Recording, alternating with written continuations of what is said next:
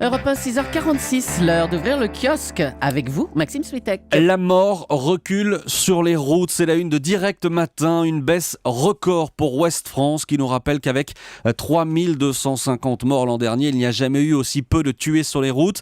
400 vies épargnées, se réjouit Sud-Ouest.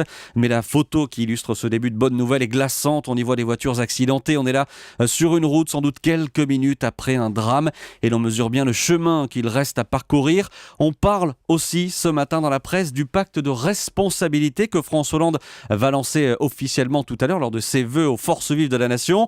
Est-ce un pacte miracle ? C'est la question qui est à la une de Métro News. Maxime, le témoignage du jour, on le trouve dans Aujourd'hui en France. Oui, c'est celui d'un ancien salarié de la banque suisse UBS. Il raconte comment pendant 14 ans, il a recruté en France des clients, des candidats à l'évasion fiscale. Les rencontres discrètes, plutôt à leur domicile quand même. Ça permet, dit-il, de connaître l'environnement du client, son mode de vie, ses goûts.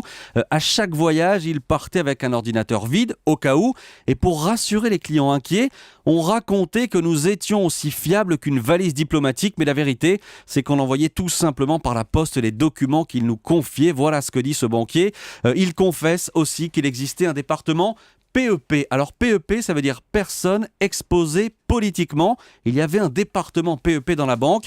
Et voilà comment il a rencontré ce banquier. Des créatrices de mode, des footballeurs de l'équipe championne du monde en 98. Le nom d'un ministre également circule. Mais on n'en saura pas plus. Notre homme a tout raconté aux juges qui ont versé son témoignage à leur dossier. La banque, elle, dément. Et puis toute la presse salue un grand musicien ce matin, Maxime. Oui, plusieurs de vos quotidiens, Julie, rendent aussi hommage ce matin. Un hommage appuyé à Claudio Abbado, infatigable passeur de musique, comme l'appelle la Croix, le chef italien majeur, comme le qualifie Libération. Abbado s'est éteint hier à Bologne à l'âge de 80 ans. Chef d'orchestre, il était un visionnaire en chef, écrit le Figaro. Celui qui succédait à Karajan dirigea la Scala, les orchestres les plus prestigieux du monde, Vienne, Berlin, Londres. Claudio Abbado était très réservé, mais ses proches ressentaient autant de force dans ses silences que dans sa musique, écrit l'Humanité.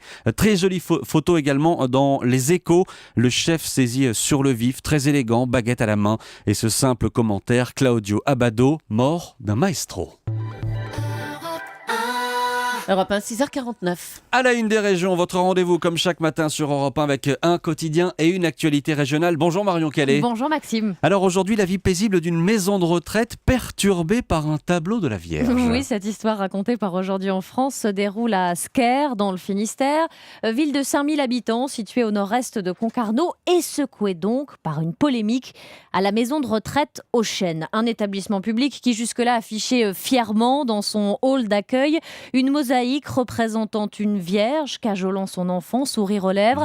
Cette vierge à l'enfant offerte en 2005 par une association d'amitié franco-allemande qui organise des animations dans cette maison de retraite. Sauf qu'apparemment, ce tableau est loin de plaire à tous les résidents. Et l'un d'entre eux a d'ailleurs demandé son retrait au nom du principe de laïcité. Une requête que ni l'établissement ni la mairie n'ont souhaité commenter, dit Aujourd'hui en France. La demande en tout cas est tout à fait légale dans un lieu public, explique le rapporteur général de l'Observatoire de la laïcité, plus habitué, cela dit, aux cas litigieux sur le port de signes religieux qu'aux cas litigieux sur des objets de décoration.